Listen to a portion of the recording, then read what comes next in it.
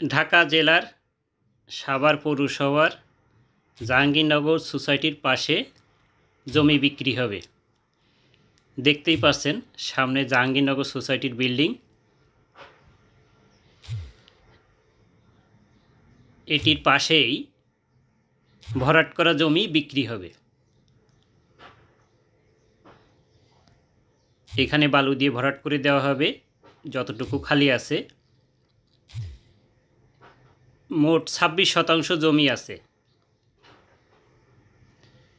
যতটুকু প্রয়োজন ততটুকু নিতে পারবেন। জমিটি দেখতে চাইলে স্ক্রিনে দেওয়া নাম্বারে যোগাযোগ করে এসে দেখতে পারবেন।